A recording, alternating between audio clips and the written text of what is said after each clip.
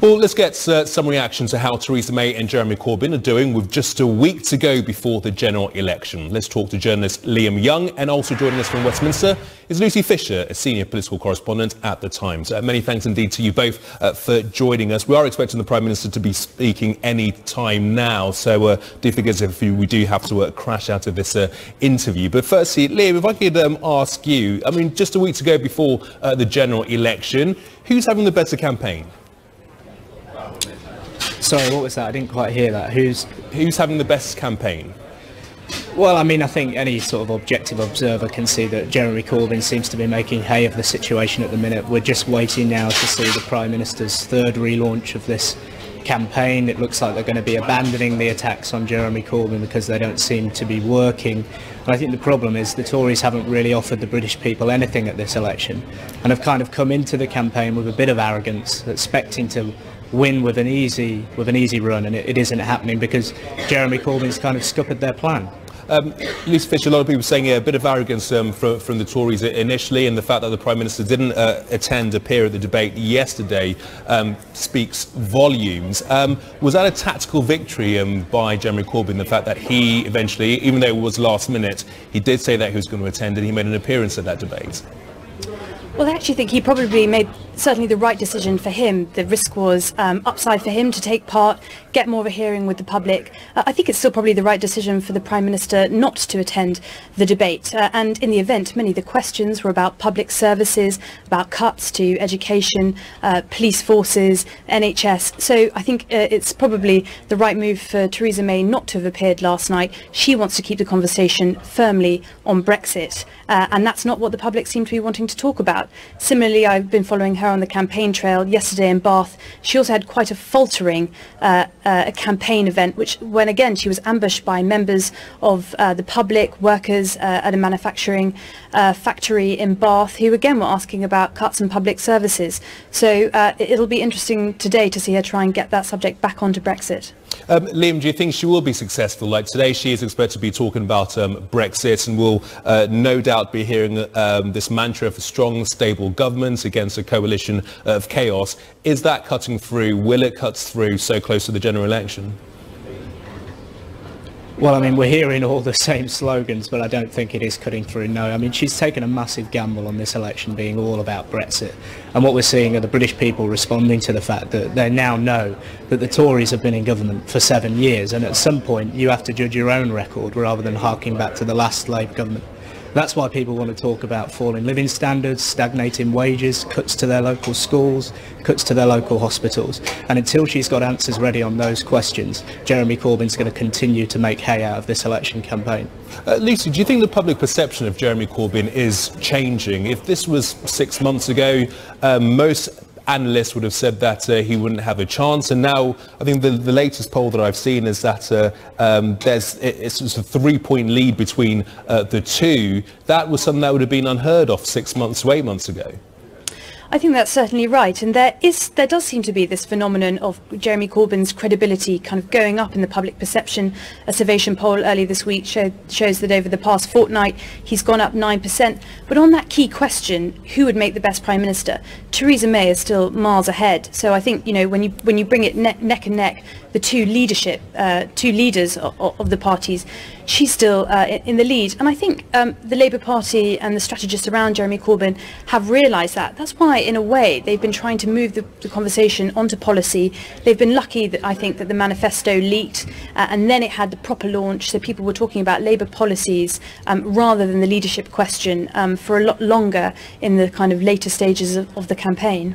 Interesting that manifesto leak. Initially, I guess most people's assessment said that would have been a bad thing for Labour, show that there were sort of cracks in the system, the fact that it was leaked to the press. But I guess as Lucy's suggesting, that actually might have worked in Labour's favour, Liam. Well, I think the fact that people are talking about the exciting and bold vision that Jeremy Corbyn is putting forward has certainly helped. But the only other thing is that Theresa May's lead and the best Prime Minister is shortened to 13 points. I mean, she's still ahead there by some margin, but on other indicators, on whether people think Labour has the best policies for their families and for the country, Jeremy Corbyn is surging ahead. And I think that that's going to be the tale of the last week of this campaign, as the Tories attempt to get things back onto their turf. I just don't think it's going to work. They're not offering the British people anything, and they're going to pay the price for that. Lucy? Well, I'm not quite sure about that. I mean, yesterday I had the opportunity to ask the Prime Minister, how she's feeling about the polls, whether she had retreated into a defensive strategy. She very much rejected that idea. And it's interesting today, she's out and about in 3 Labour-held seats, one of which has a majority of more than 10,000 votes. So I think clearly she's still very much on the attack. That kind of movement today for these offensive seats she's visiting show that clearly Conservative strategists and pollsters believe there's still many gains to be made for the Prime Minister. Liam, when the voters in that quiet solitude of the booth, the voting booth, ultimately will Brexit be the key reason why they vote for whichever party? I don't think it will, no, and I also think that Brexit buys into a lot of the other issues that are being debated. When we're living in a situation where people are well aware of the fact that over 1 million people are relying on emergency food parcels in 2017, and there are homeless people on our streets still, and that number is rising, and when, the head teachers of their children's school are having to collect money to buy equipment and to feed kids in schools, I think that those issues are what are really going to break through. And as long as Jeremy Corbyn continues to have a solid line on Brexit and continues to, deny this sort of Lib Dem phrase that hasn't really worked in terms of completely rejecting the Brexit decision, I think that he will be able to keep a hold on that and focus on the issues that people care about. Lucy, to what extent is personality playing a part here?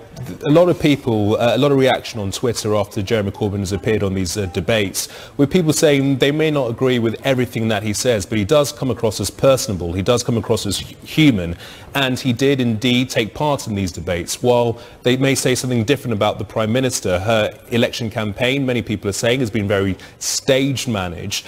She hasn't really gone out there and been speaking to people the way Jeremy Corbyn has. So to what extent will that play a part when people do go to vote on the 8th of June? I think it certainly plays in a part of how people vote. I think we've seen from Jeremy Corbyn in the last 2 Labour leadership elections as well that it's when he's out on the stump, he's energised, he's quite dynamic, he's quite relaxed around members of the public, taking questions from ordinary people, whereas Theresa May is a little bit more nervous. But I think equally, when it comes down to the credibility, who people trust to be in charge of the public finances, who they really trust to deliver on policy, I think obviously Theresa May not only has the sort of the trappings of being in office and that sort of statesman-like backdrop to her candidacy going up to the public again for election. But I think obviously it's a strong suit for the Conservatives generally, the economy. I think on Brexit, she's trying to fight this election on Brexit because polling suggests she's much more trusted than. And actually, I disagree with Liam. I think people are still thinking a lot about Brexit. I noticed in the Sky election programme on Monday night that it was when Theresa May was saying that no deal is better than a good deal. That was some of the best applause she got of the night. So I think people are still thinking about that subject and the delivery of Britain's withdrawal from the EU. Liam, just like to get your thoughts very briefly on personality and how that's playing a part in this election. Well, I mean, we've seen a complete comparison between 2 different people. Jeremy Corbyn at ease on the campaign trail and Theresa May not at all at ease on the campaign trail.